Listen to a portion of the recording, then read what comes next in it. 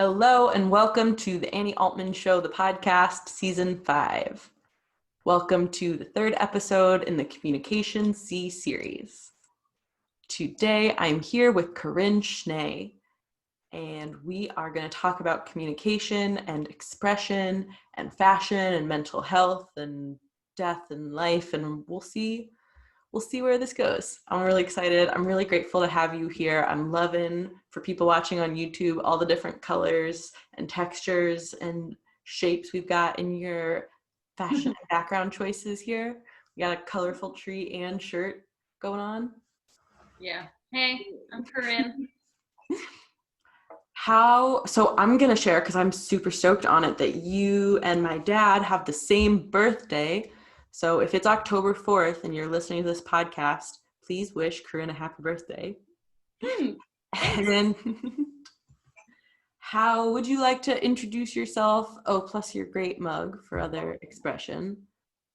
To this podcast sphere. No pressure. What do you like? What excites you about being human? Okay, well, hi, I'm Corinne.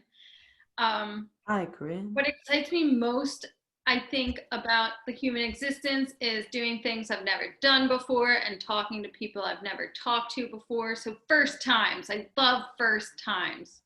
So this is really exciting because it's our first time talking in real life. Well, not really in real life, but in face form.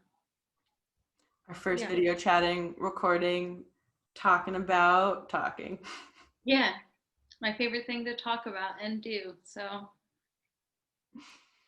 okay, so I really like music and playing music and listening to music. I really like doing things outside. I really like playing The Sims. It's my favorite game. I'm not even a video gamer, but I do love The Sims. You're keeping The Sims alive.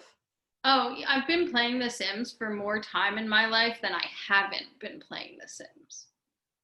Since I was probably like 12 or 13. And I'm committed, even though it makes me sort of uncomfortable thinking of like 50-year-old me still simming. But I'm sure it will be happening. I love that as a verb. What do you like about it? There's a lot to like. I haven't played The Sims in so long. Oh yeah, I literally broke a computer because I was playing The Sims. They're not made for Macs. Now I play on a Xbox, so it's safer because that is a thing for games.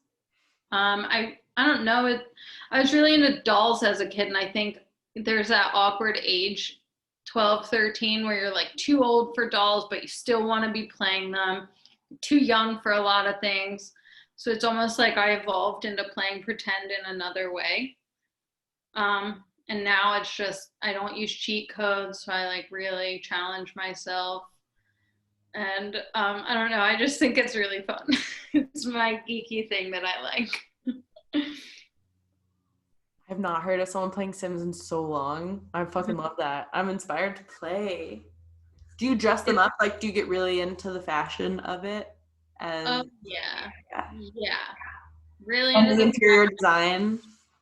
No, I actually really like when my boyfriend does that part. He's not into the like playing aspect, but he likes the architecture aspect. So I like when he does that and I just get to play and dress them up. Teamwork. It's really cute. That's really cute. It reminds me too of like that, what in Clueless, where she goes through like a virtual closet. It's like you're doing that with your simming. Your dream closet. Mm-hmm. I don't know, I'm really messy with my clothes. Like we call it Clothes Mountain after I do laundry because they just build up and up and up. Sometimes it's Everest, sometimes it's the Appalachian Mountains. It just depends on where I'm at with timing and stuff. So that closet I think would be really helpful for me because I'm not then like taking things off, trying them on, putting them on the floor. It would be like your new Simmy. You could sit for hours and make like whole wardrobes and collections and Yeah. Yeah, that would be ideal. Have you designed clothes before? I've like drawn them out. My best friend is getting pretty good at sewing. I think we'll get to it soon. Um, but no, not really. I mean, when I was a kid, I used to make clothes out of things. One time I was in a fashion show when I was like 10 or 11, and it was a goofy fashion show. And I was to wear like a halter top. That was mine. Well, I got a horse halter and made it into a top with like some other clothes underneath. You know, a halter for horses. It's like Metal ones? um, Or like sort of like there's like metal parts on it? yeah, but I made it out of like a bridle and made it into a halter top, and it was pretty cool. Whoa. Yeah, Whoa. Did you watch Project Runway? Do you like that show? yeah, That's the reality show I got the most into ever. yeah. By far. I Nothing love comes close. reality TV. Like all across the board. Um, yeah, I feel like I started watching things ironically, and then I got too sucked in. Like The Bachelor, I started out like making fun of it, was in a Facebook group called The Bachelorettes, and now I'm just invested. And I do look up spoilers at the beginning, though. I am the worst at reality TV in that way. I look up spoilers of everything. I don't know, it makes it more fun to watch throughout, see it play out, I think. When you know the ending. Yeah. And you like Especially something so like edited, it's almost like you figure out why they edited it certain ways. how they chose to express the video. Mm-hmm. Yeah. And you're like, oh man, what content are they not showing here? How many hours did they sift through to show this storyline? Mm-hmm. That was part of what I really liked about Project Runway was there wasn't as much of the Yeah, like exactly. it was less about they definitely had moments of like interpersonal catty drama, and Mm-hmm. for the most part it was like intense scenes of people working or showing the whole Right. progression of their designing Yeah. something. It's definitely more about the art and focused on that, which was really cool. Yeah, and Tim Gunn, make it work. Mm-hmm. My favorite quotes on a TV thing. When did you get into thrifting? A kid, I think. Um, And like styling kind of around the same time too, like to put together different outfits, yeah. Oh, yeah. levels, or like dress up friends or When I was a kid, I dressed really funky, really funky. Like before it was cool, I would wear like plaid bell bottoms in the third grade, and I definitely wasn't on the limited two train as much. So I mean, I was really into thrifting then, and kind of like making outfits out of weird things that aren't clothes and stuff, like pillowcases or stuff like that. so you were making clothes. Like that I is guess, clothing yeah, but design. not, I don't think they would be called fashion today, but at the time, to me, they were. Okay, what defines fashion to you? Um, hmm. I don't know, not the common sense of fashion, as in this is what's hot right now, but I think it's cool putting something on and relaying the message of this is what I am today. That I like a lot. Um, I mean, I'm really into costumes too, and Halloween's my favorite holiday. So really just expressing your mood, I think, which I don't know if everyone does with clothes, but I do. And I think people do subconsciously. Um, like you can tell a lot about someone by what they're wearing, even if it's a simple sweater. And not in a judgmental way either. Just that's the vibe, you know? I don't love the word vibe, but that it fit there. So It is. There's you're putting out a vibration, you're communicating something regardless. right, and I almost like it better when it's subconscious, when someone isn't really trying. I mean, I feel like I'm always trying with my outfits, but I really like seeing someone who's super effortless, but their outfit is screaming like, this is the mood today. Ooh.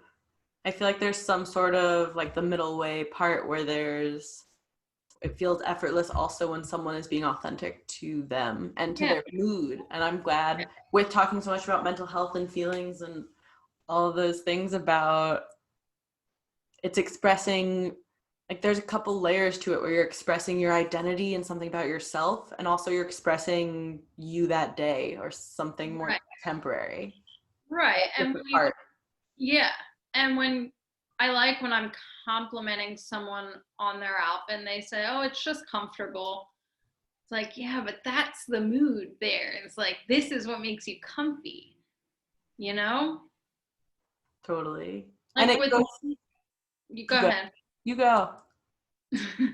With me, you can really tell a lot about what mood I'm in with what I'm wearing. Um, Sometimes I'll wear something like pretty loud. Sometimes I'm wearing all black, and all black doesn't mean bad mood or goth mood.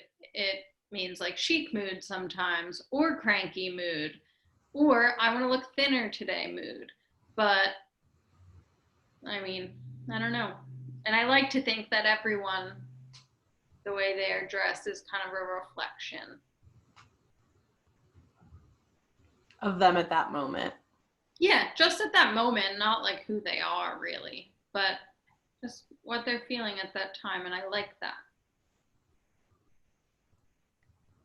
As a way to get to know how someone's expressing themselves without words or without. Mm-hmm.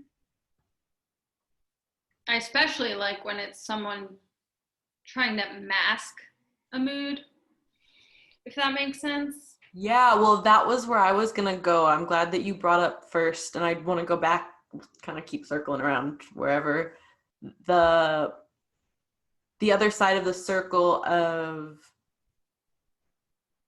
using what you're wearing and using how you are expressing through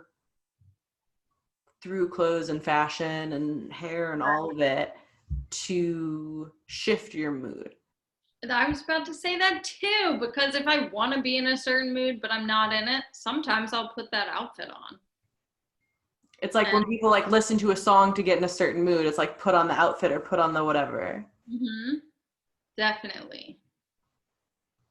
Why do you feel like, okay, I definitely went through a long phase of, probably related to fast fashion and the fashion industry and all of that sort of stuff, Mm-hmm. of essentially like really shitting on that and being like, no, it doesn't actually have an impact, or probably my own, things of like, that's materialistic and that's bad and meh, meh, meh.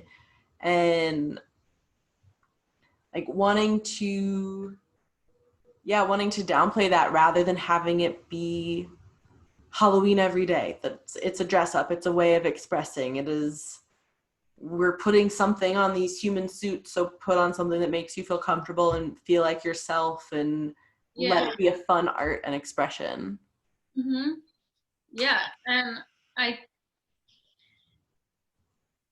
I like I don't know, I do this thing with fast fashion where like once every couple years I'll impulsively buy stuff that's really cheap and will be delivered to my house. And then there's always a form of regret that comes soon after. And then I tell myself, okay, you try your best sometimes or most of the time, but I mean, you can't be judgmental of yourself or of others for choosing that vice at that moment. So, The vice and also the practicality of how many structural things need to change for, which is interesting. People talk a lot about, funding for arts in schools and funding for the arts. And I feel like fashion doesn't actually get that much attention. Maybe it's the circles that I'm in with it, or my own like personal different, like the biases, whatever I have with it. I'm not sure. And I wonder too how it's maybe something similar to food, where there's this weird blurry line where, like, in dealing with different treatments of different disordered eating, you have to eat. And so with clothes, you have to dress yourself. Exactly. And it's expression. Exactly. I think that because clothes are such a necessity and have been through modern history for forever, people forget that that can be an art. And even if they're using it as an art, they don't realize because it's something we all like gotta do. So I do think it gets overlooked with art, especially because people think art fashion has to be like the loudest, least practical piece of clothing that's in a fashion show, when literally a t-shirt can be art. Even if it's a white t-shirt, it's saying something. So I don't know if that even makes sense, but that's my perspective. It totally makes sense. I really admire too, and I appreciate the pause to appreciate and to see the art in whatever the thing is. Because it is so easy, people overlook, oh, it's a Hanes t-shirt pack of whatever, oh, it's this, like, or with fast fashion again, like, people need to dress themselves. Mm-hmm. And also it's expressing, it's communicating something no matter what, just in its existence. Yeah. What? Yeah. For me, fast fashion, when I do that impulse, is almost like when I go to the McDonald's drive-through, which happens on occasion. It has a similar like reward system for me of like, oh, this is awesome. And then right after being like, oh, maybe that wasn't the best choice for me. So, I mean, And also fashion maybe feels like, good sometimes, and you don't have to overthink everything all of the time. It'll make you exhausted. maybe it was the right choice in that moment. Like, maybe you're Right. able to prioritize different food and clothes shopping stuff because you do those things sometimes. Mm-hmm. Exactly. And sometimes you really want that cool thing that also, yeah, it might be fast fashion, but you also might not find anything like it. The same reason that McDonald's pickles are far superior to even the best homemade pickles. The thin slices, no one can cut them with their hands. So, You got to appreciate the art where it is. yep. And the tool of it too. I mean, technology is I have an iPhone that's not ethically made. Exactly. Fast fashion does get like a kind of blown up bad rep when literally everything we do kind of sucks in modern age. As far as like the environment and humanity being as humanitarian as possible. I mean, we live in a first world country, and in America, it's just kind of, if we're going to nitpick everything, then we're all going to live in a cabin in the woods that we built ourselves and only eat what we hunt and fish for. So, and there's not enough space for all of us to do that.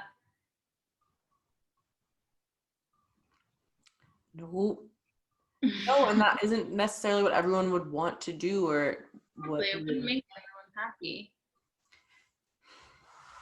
Do you feel like that stuff seems very relevant to me with mental health Mm-hmm. and like the structures that exist, and then also the how are we surprised when there are people who are feeling unfulfilled and unfulfilled and unappreciated. And Right. Mental health is something I'm really passionate about. And not just because I live with a mental illness, which honestly is kind of cool in a way, because I mean, I live with bipolar disorder, which sometimes I think is a blessing. Like, get a lot done when I'm manic, a lot done, and then also get a nice rest when I'm feeling down. Then the middle ground, you can appreciate both. So that's, I don't know, I think it works for me. But what's interesting is our culture does weird stuff with mental health. Like, there's a weird stigma, yeah, but also we stigmatize ourselves, and also it just is weird culturally. Like, and obviously mental health disorders or whatever exist everywhere in the world. It's not just like a first world issue. But in some cultures, instead of being like, oh, you need meds, you need to get away from society for a little bit to handle it, some cultures, like, everyone, when you're having an episode, everyone comes and hugs you and makes you feel loved. And so I think we're lacking that a little bit. The yeah, there's ways to find support, but it's not universal support. There's support groups, there's, like, therapy sessions. And although those things are crucial for a lot of people, there's a lack of universal love being given and general acceptance. So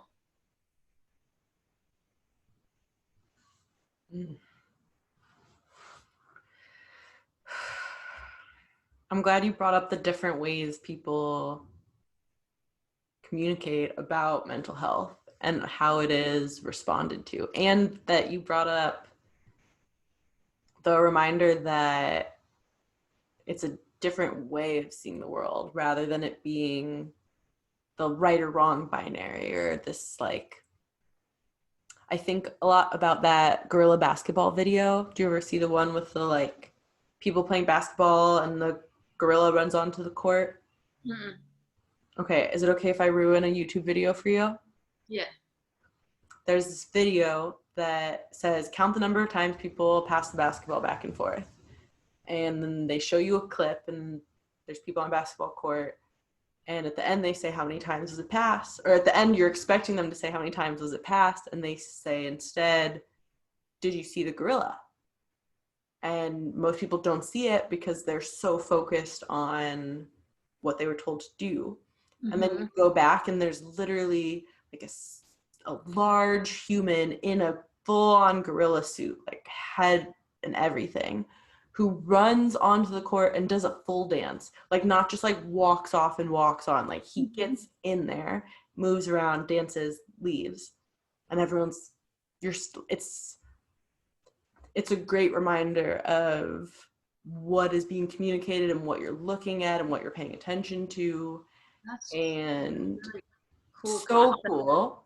Yeah. Here's related to what you were saying with mental health, is that there's one group of people who do notice the gorilla, like a very small percentage of people, and the people who notice it are generally people who have ADD or ADHD, because they're not able to focus on the thing, or they get distracted by the thing. They're actually able to see something that everyone else is missing. And I use that for the metaphor of there's different advantages to different things. And like thinking about things with fashion and expression, and the expressing generally is so related to feelings and mental health and your experience and perspective on it. Definitely. That you're like showing a little slice of that. Definitely, yeah. And I think a lot of times we notice what we're told to notice, which is basically what you're saying. We notice the flashy stuff that's in trending, or we notice people's moods when it's highlighted, or I don't know. I don't know if that makes sense, but it seems like, I mean, and it's natural you can't pay attention to everything at once. You just can't. But to kind of try and look at different angles, even that, then you get distracted, you know? If you're looking over here for this thing, you're distracted over here. So that's why I think communication in the collective is really cool and important. Like, people always knock group projects, but what's cool is every angle is kind of seen by someone else. And you know what I mean? You're less likely to miss something cool.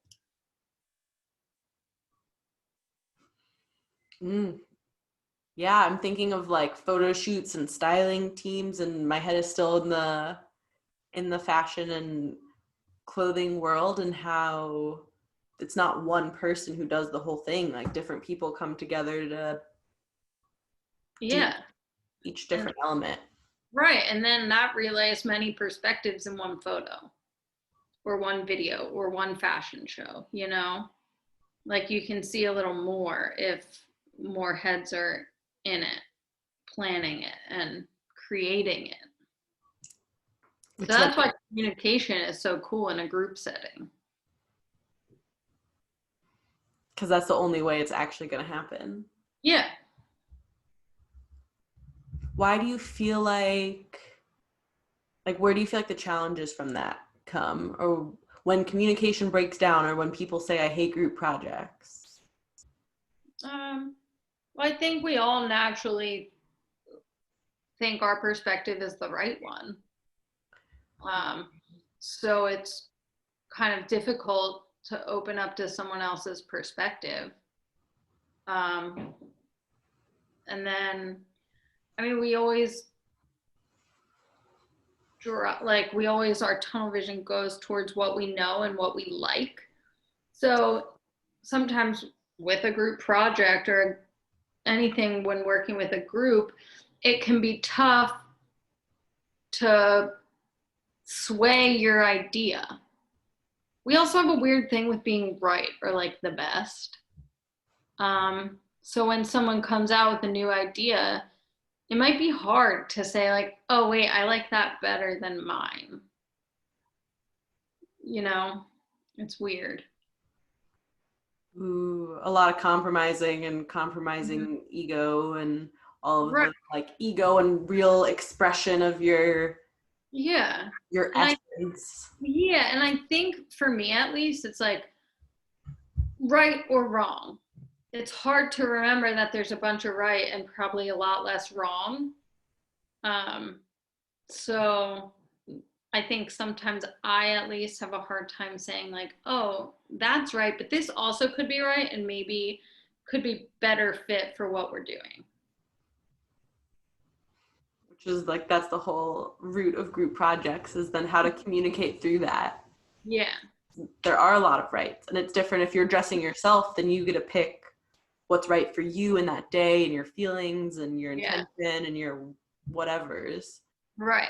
Versus that's why I love buying clothes for me. I don't love buying clothes for other people. Do you like dressing other people or like picking out outfits with the clothes they already have? Yes, but I get really nervous. Like styling people makes me nervous. Because you feel like they won't like it?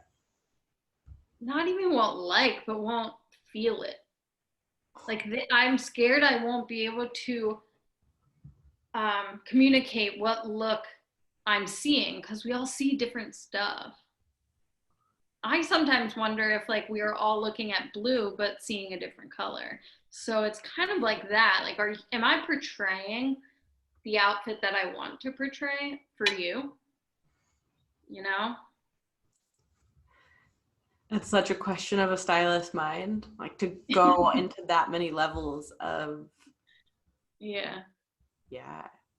just like a different game than if it's like a different part of it than coming together with lots of people. Yeah, I don't like solo pressure like that. It's different. Do you like other people dressing you or picking outfits out for you, or like I love that.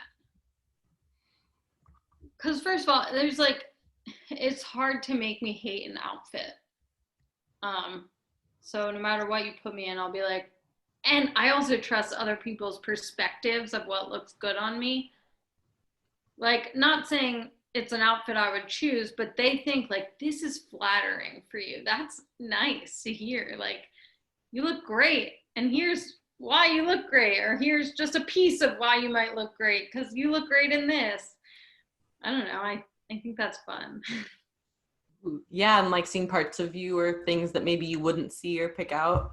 Well, and then that gets into how much of like, where's the communication, where's the expression of yourself, and where, like, are you dressing for yourself, are you dressing for other people, and also how is it both in a way that for like the topic of things people don't want to talk about or address often.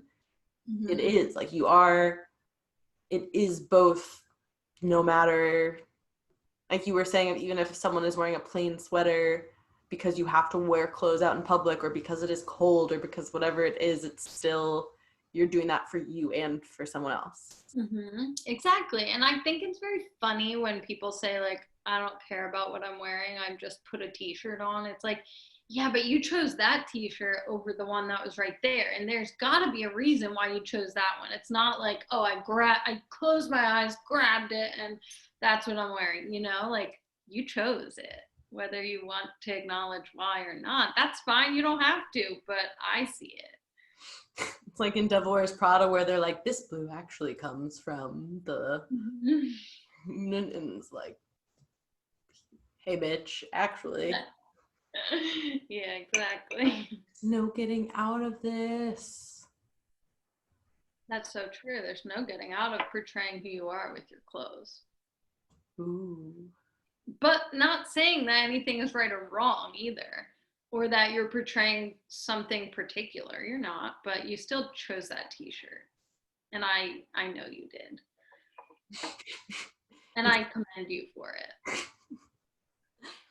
I love fashion people who love fashion, like that deep love of it's, whatever it is, I commend your choice, and we're going to talk about it, or we're going to, at least I'm going to acknowledge something about that, or something that other people aren't even seeing in it. You know, like I feel like all those little details of seams or labels or no labels, or what what something's matched with, and you're going to communicate no matter what.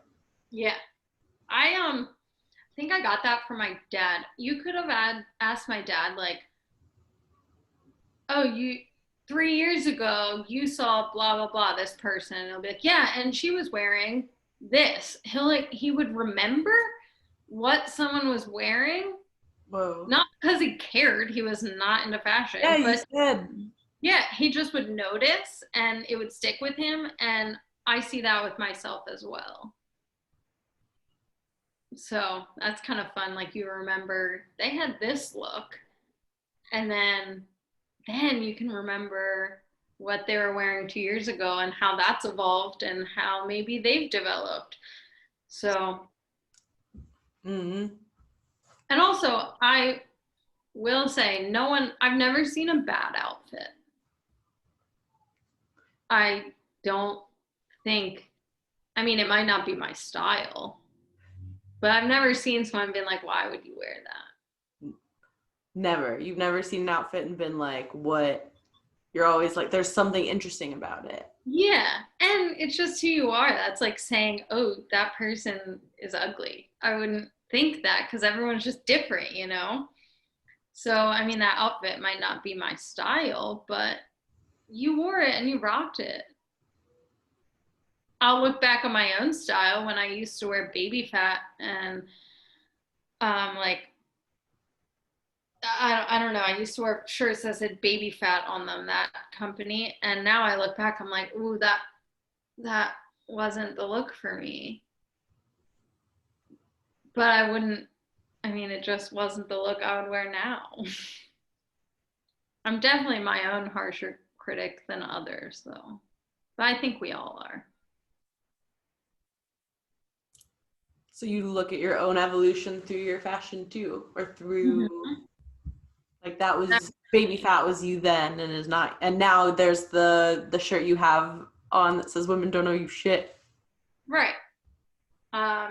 Yeah. And also, I think I used to dress for other people when I was a kid. Not a kid, but that weird in between, like 13 to 15. I think that's when I realized people judged me. So then I started dressing in a way that I didn't want to be judged, or I dressed in a way that I wanted to be judged hard, you know? So, I mean, it's interesting to look back on, but I definitely think for a while I was trying to make a statement, and I wanted that statement to be a certain thing. And now I might be wanting to make a statement, but more my mood, not necessarily like, this is who I am. letting it be fun expression rather than so like, Yeah. realistic. And Yeah. that shift is so real of being aware that you're being perceived. And I feel like it's again, like there's no getting out of it because you're being perceived. And also there is, in my experience, there's a noticeable emotional difference of I'm Yeah. putting this on because I feel good in it and I feel like myself and in this moment and in my body. Like, that's a lot of it too with clothes being like so. It is more like as much as for all of the buzzwords now and spirituality of embodied this and that, clothes are you're literally dressing your body. Right. What was that shift like for you to come back to like both being aware of like, oh wait, I'm like putting this on because I want X, Y, or Z person to think or feel about me in this way to, oh, I'm gonna put this on today because I want to put this on for me because this is me actually expressing me. I think Catholic high school wearing a uniform was really beneficial for my fashion sense and for what clothes meant to me. First of all, I'm not Catholic. I never was Catholic.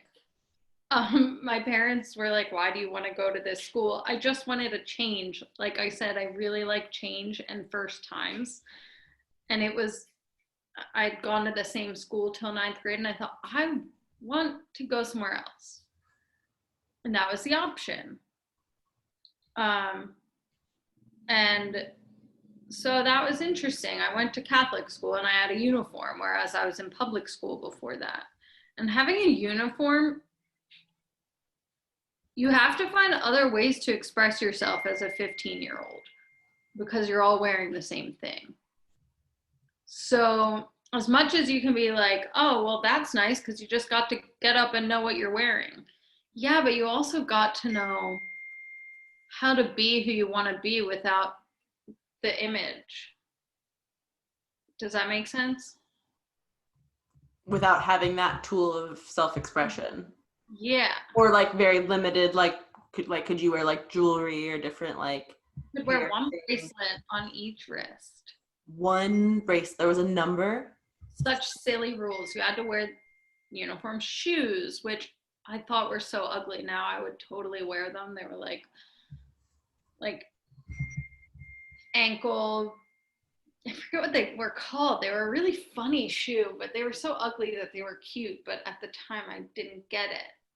But anyway, yeah, I mean, they were pretty strict. Like, we could only wear one bracelet on each wrist. We couldn't have dangly earrings, and I had a bunch of piercings. I could only have one earring in on each ear. It was very silly, but I, I don't know, like, I think I kind of learned how to be individual with my personality. And that was a good tool to get early on because I think it evolved my fashion sense. And it also was really exciting on the weekends to be able to wear what I want. And then you really wanted to like feel good. So, because you didn't get to every day. And as far as clothes go, That's really cool you have that perspective of it, of having it help you appreciate clothing more mm-hmm. and also be more in tune with your personality and what you're looking to express rather than being like, well, fuck that school thing or that uniform or that dress code stuff is so weird in my mind. A lot, like, honestly, a lot of it goes to the patriarchy and colonialism and all of those very and capitalism, I all was those. about to say that. It's Yeah, so weird. It it's is so weird to tell people what to wear. Like, you need to be controlled this far, especially from the Catholic Church. No offense, but I mean, in my experience, it's just a little controlling. Um, Not in the spirituality sense, by the way, more just in like the ritualistic sense. I don't know, maybe that was offensive. Sorry. Um, how is that offensive? I don't know, knocking knocking some people's choice of a path. Hmm. I didn't mean it like that, though. I just meant my observation is that in that environment, um, I guess people want more uniformity in clothes and otherwise. And it worked for some people. And I would say there's a common thread in Orthodox or more conservative leanings of all religions that really shame sexuality, and so then shame feminine, specifically expression of anything, mostly boobs and butts, that can be sexualized. Yeah. What's interesting is at my Catholic high school that was so strict about bracelets, they weren't that strict about how short we hemmed our skirt. Interesting. So there's something about that. Interesting. Yeah. Oh, so you got to pick your own length. That's an expression. No, we didn't really. I mean, they said we didn't, but I had the same skirt that I hemmed when I was in ninth grade, and I wore it when I was a senior, and I'm sure I grew in height. So no one really said anything. But God forbid I wear 2 bracelets. Not that level of self-expression. Right. Like have your ears pierced. It's Mm-hmm. interesting too then how much stuff changes collectively so quickly, like different piercings generally or tattoos or like what is seen as the norm. Mm-hmm. Definitely. And with like general fashion trends overall too, of like that thing's ugly and now it's cute and then it comes back around in style later. Like you said, you'd wear the shoes again. Yeah, definitely. I think that, I mean, we're all fascinated by this, but like evolution of trends is super cool to me. Like lingo, that's so cool. Watching it all like circulate and um, fashion, the way we're picking up things that were going on a while ago, or how they built on each other is super cool. Same with music, though. One of my recent like manic endeavors was making playlists for each decade since the 20s, and Ooh. like detailed, like 10-hour playlists. I went in and like learned so much about each decade and then how they built on one another and what was going on politically, socially, all kinds of stuff. And I got into it and learned a lot. And then you look at the music evolution and then fashion and lingo, they all tie together.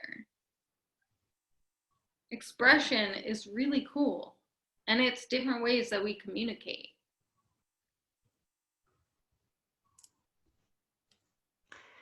That is like such a big deal and not a big deal at the same time Right. because you're gonna be communicating no matter what. There's gonna be Mhm. music and fashion and Right. And it's like a natural way where you don't really have to, we get so hung up on talking. Um, podcasting. well, I love that, but we get really caught up on like what words we're going to use and how we're going to. I even did it with this podcast. Like, what am I going to say? Is each sentence going to be what I want it to mean? Then go back and be like, oh, why did I say that? That was weird, you know? Um, I do that a lot where like I'll be up at night till 2 in the morning remembering that embarrassing thing I said when I was 13. I'm sure we all do that, but I think it just is really more a natural way to communicate via clothes and music because words are hard.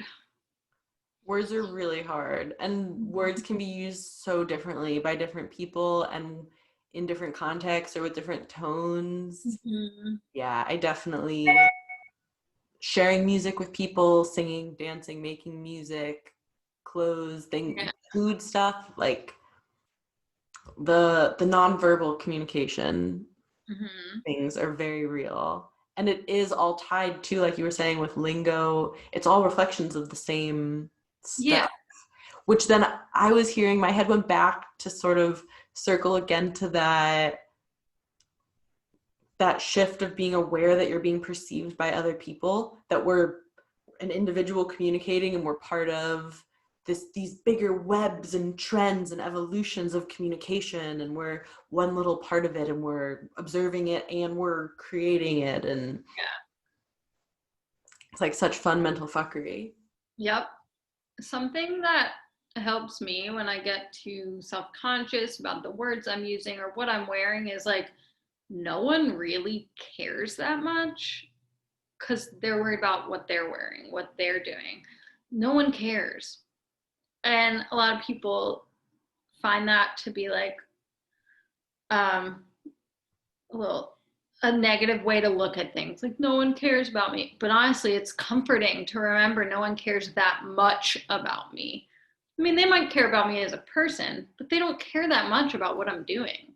It's not affecting anyone like it is me. So that always helps me a little bit. Me too. It's super freeing. It's super. It's also, to me, a big part of, or like related to the authenticity word, because then that reminds me that the people who really care about me don't really care. Yes, they care that we talk things through and communicate, and that they support and they care that I'm expressing myself. That definitely is part of it. And the specificities of that expressing, it's like the Dr. Seuss quote, like, those who mind don't matter and those who matter don't mind. Yeah. And it definitely, like, that in my current learning of friendship and relating with people, encouragement of expression, and that's part of why I like doing the podcast, is getting to encourage people to express the stuff they're really passionate about, and then I get to learn about the things people are really passionate about, and encourage someone listening to follow something they're really passionate about. Yeah. And that sort of communicating means a lot to me, of encouraging communication, of encouraging people to, which is like, all this stuff is so cliche, right? Because then at the end of the day, it's like, be yourself, to be themselves, to put out their most them. That's, I feel like, what clothing styling is. When people have a personal stylist, it's having someone help you be your most self with clothes. Right, exactly. And I think it could be helpful about communication. Like, something that could be helpful is the fact that we don't have to communicate in the same way and be having the same conversation and to be reaching the same goal, which I think we could learn something from fashion and music, that we could be dressed totally different but be at the same party. We could be saying two different things in different ways, but we're in the same conversation. And that's a little comforting, I think, to remember that we don't have to be on the same exact wavelength in communication. What's healthy for you might not be for me. That's super comforting. And Yeah. also so cute. That's so sweetly put. We're all still here at the same concert in clothing. Exactly. We're all still here expressing. Mm-hmm. Which, like, really on the meta morbid level, what are we doing before we die? We're here, we're alive, we're gonna be expressing just in our existing some level, so express it up, I'm reminding myself. Yeah, exactly. Me too. That's what we're doing with our expressing, is reminding ourselves and other people to express. Uh-huh. Back on meta clusterfucks. Yeah. And back to mental health too, of reminding people to talk about their feelings, their experiences, these things that, in my experience, if I don't express it, and obviously not everything needs to be expressed everywhere, and like you said, and I appreciate that reminder of, it doesn't have to be expressing to get to the same point of exact agreement where we're seeing and saying things in the exact same way. Yeah. And also, if I don't express, I feel shitty. It feels not good. Like, I would guess if you had to go back to wearing a uniform all the time, that would feel not great. Yeah, it would be a bore now. It just was good during those years, I think. Yeah. When like every detail matters. Like then it's like, oh, I wore the wrong socks with these pants. Oh no. Now it's like, okay, that was a mistake. Maybe wear different socks next time. if they didn't work for me this time. Like, detail doesn't have to be so meticulous. And I think that's even with conversation. Like, even during this podcast right now, some words come out and I'm like, oh, that wasn't the right word. But also, it's not about every little detail. I don't know if that makes sense. It does, and I appreciate that reminder too. And I'm thinking of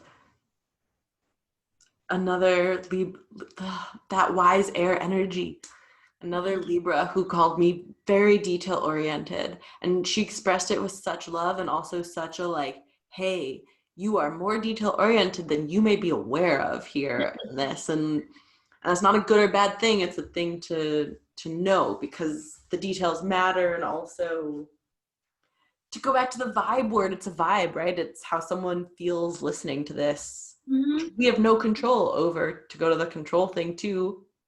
Yeah. And that's a big part of the podcast lesson for me. We don't get to control how someone perceives this conversation, or Right. either of us as individuals. Yeah. Yeah.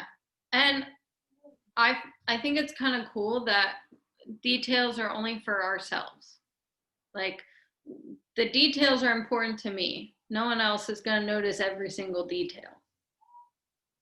And that's cool. It's okay for me to focus on them, but also don't put so much pressure on the details, because like people won't notice them all. It's so true. It's back to the thing of people, we're all caught in our own expressing to some degree that there's not the space for judging people's whatever, as much as we all can feel like we're being judged. Right. And communication is hard because it's so hard to be on the same page with someone, even this conversation, we could literally be perceiving it differently than each other. So it just is hard sometimes. I get overwhelmed when I'm like, oh, but am I on the same page? So Same. yeah, it's overwhelming, but also comforting. It's a really cute human thing that we're like, but I want to be on the same page as you. Like, we're all like, and also I need to be an individual and show my own expression. And like, yeah. How are they both? Mm-hmm. I need to talk about it, but also the words don't mean anything for it. And yeah. How are you perceiving the podcast? How have you perceived this casting? Cool. It's really fun, and it's really nice to, I guess, like, I was so nervous to be the right me and to get my point across, but it seems like, at least from our perspectives, we're on the same page, or the conversation is natural and we're seeming to hear the other person, and we all just want to be heard. It's so true. Maybe it's a shift of like expressing is showing our pages more than, like, to extend this metaphor with words of we're all our own book. So more we're showing someone a page rather than like fusing books and getting on the same literal page. Right. I had an experience once where I was writing. I sometimes write about my experiences and I want to share them. And then I shared it to this guy who was like a poetry major in college, and he read it and he was like, that's not good because of this, this, this. I didn't understand what you meant. I was like, oh, I'm a failure. I'm an awful writer. I don't know how to communicate. And then I let someone else read it and they were like, I hear you. I get it. So I don't know. I think there's a little bit of pressure on like every single person getting it. Making sure I'm right, like making sure my whole audience is on my page. And really, that doesn't work out. It's just not how communication works. There's gonna be miscommunications there. It's part of it. It's that detail oriented. I totally get into that one of everyone must understand it, and that's not going to happen in reality. Yeah. And they might understand, two people might understand totally different things from this podcast. Like they might each hear something 100% different than the other from the same conversation. What they're noticing and what we're expressing. It's like the gorilla basketball video again. Like, what are the people going to pick up on? Yeah. What resonates with you? What is there? Well, and this is where it's like not taking it so seriously, which again, I'm reminding myself that, like you brought up, you literally cannot notice everything. Yeah. It would hurt your head if you did. Right? Like that's your brain protecting you, not being overstimulated by every single thing and every single word. And you know what I mean? It wouldn't be an art at that point in a lot of ways. Or to me, there's something about flow and presence and all of those sort of buzzwordy things that. Mm-hmm. Yeah.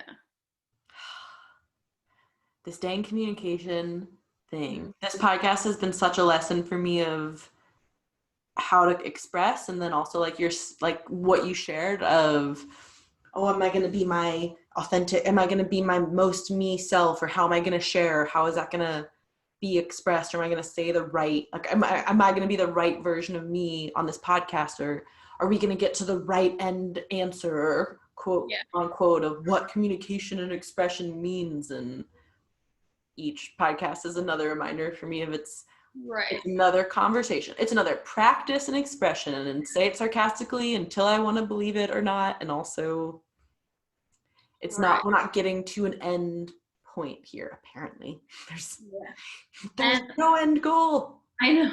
And I do this thing, which I'm sure we all do, where what wording was I just using in my head? This kind of is the point. Like you say something out loud and then you change your mind about what you meant. Like you had to hear it in order to say, oh wait, I don't agree with that. That thing I just said, I don't stand behind it all the way. Like I might have meant this, you know? So that part's kind of hard I think people put too much pressure maybe, or I do, on declaring whatever you say. And really, it's fine if I say, orange is my favorite color. And then I say that out loud and I say, never mind, yellow is my favorite color. Like nothing has to be a declaration for me, or I have to remind myself that. You know, I like all women, I apologize too much, or we all just apologize too much. And I have a friend and he would say to me, don't be sorry, be yourself. And that really, I tell myself that a lot, and I say it to other people too. Don't be sorry, be yourself. You can screw up the words and then say something else and be like, no, I meant this.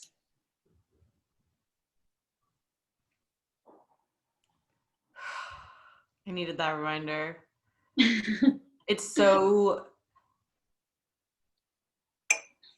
easy, and I feel like for most people, in my experience, comes from that place of, well, I need to be truthful and authentic and really share and be really clear, because communication has miscommunications. And so it's like taking that to such an extreme and so seriously, and then not having the room and the space for verbal processing and for actually talking it through and making the mistake or doing the thing like you were saying later of like, oh, actually these socks or this whatever, and going through the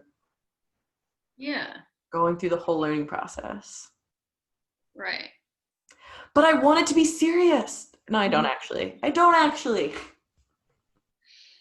Yeah, that's why therapy is kind of nice, because you are talking basically to yourself with a human like soundboard, where you're just saying things and you're like, actually, I heard that out loud. This is what I think.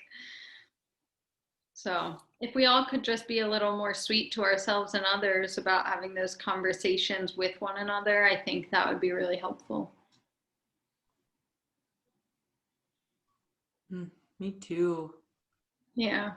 I'm glad I get to practice one of those conversations podcastly here with you. Me too. It does feel like we're on the same page of that truth of it, of being honest with communication, and also having the space to say, oh wait, I heard that, and actually here's what I feel. That's probably why podcasting is so scary for me. Maybe was for you in the beginning, but you can't, like, I'll have to rewatch this and hear it and then say, no, I meant this. And I can't just go manically put in the comment section like, oh, I actually meant, like I have to settle with, okay, that's what it sounded like. People will take it for what it is. And hopefully they don't hold me to it as that being my mantra. Like, it could have just been a thought I came up with. It could have been that outfit on that day, not your whole everything. Yeah. Oh, I mean, I definitely still have that in different moments and in different ways. And there was a whole period of time on the podcast where I would not listen to it before posting it, because if I did, I wouldn't post it. I probably would be the same. I really wanted to start a podcast with a friend a while ago. Overall, I got too nervous and uncomfortable, and also remembered royalties are a thing, because I wanted a podcast where I would review people's mix CDs from high school and like interview them and talk about what they were going through when they put this song on the CD and stuff like that, or what memory is this. But then I got all nervous about how I would sound. Maybe one day. Not knocking it. No one steal that idea from me, please. In case. You heard it here first. I'm here if you want a sounding board for how to put it up and out and all those things for it. That would be awesome. Okay, keep it in mind. On the back burner there. Yeah. Maybe next time you'll come on the podcast and you'll get to plug your podcast. Yeah. Oh, wouldn't that be cool? You're podcasting your choice. Yeah. Your choice. Also, while we're plugging things, please check out Threadstagram. I'll link stuff all here in the description. Corinne has a virtual thrift store on Instagram. I do. And I find cool stuff that I think is cool, or I have stuff that I think is cool, but I'm ready to pass it on. And then I make it really easy by just shipping it to you. So it's really nice during COVID-19 to be able to go shopping on Instagram, but not from Instagram models. Because that is a thing now on Instagram, is you just buy stuff from Instagirls, which is cool, but sometimes that can be intimidating or feel, I don't know, it's one of those things where I've bought things from pages like that and I'm like, oh, it does not look like it does on that girl on me. So my Threadstagram, I just post the picture of the clothing and you get to envision it however you'd like. So I like that aspect of it. That's why I don't model the clothes, because I want you to picture how you would wear it. I don't want to style it for you. Ooh. Unless you message me and say, hey, can you show me how that would look on this outfit? And sure, but I'm not going to place that image for you. Show how it looks on a different body. Like just show the image or show the item and then and if people go from there. Right. And if they want to see it on a body, I'll make it happen. But I have a body. Yeah. I have a body. Mm-hmm. We all do, even if we feel like we don't sometimes, or we hate it sometimes. It's still there. Mm-hmm. Listening to music and wearing clothes and making food and saying words. Yeah. And more. Our bodies are multitaskers. Even if we aren't such good multitaskers in everyday life, our bodies do a lot of things. It's so true. Thank you, body. Yeah. Thank you, Corinne, for coming on the podcast. This has been very fun and flowy and felt very easy. And I'm so honored to get to talk to someone with the same birthday as my dad. So cool. Yeah, thanks for having me. This was really cool, really fun, less scary than I thought. Yes. Yes. Can't guarantee I'll listen to it for like a really long time. I will, I promise, but probably not any time in the near future. I hear you. I understand. There's certain episodes that took me a long time of mine to listen to. So a year from now, 2 years from now, maybe you'll come back and you'll be like, Amy, this quote that I said during it, I love this now even more. Like, Definitely. I'll favorite it for sure to come back to, but I probably won't. We all think it's weird hearing our own voice, so. because it is. Yeah, 'cause, like I definitely picture my voice different than what I hear on my answering machine. So, Who's that person? yeah. Yeah. Okay, well, I'll stop rambling on. Thank you so much for having me. Thank you so much for coming on. This was really fun. It was. Thank you, listeners, for tuning in, and thanks for being you.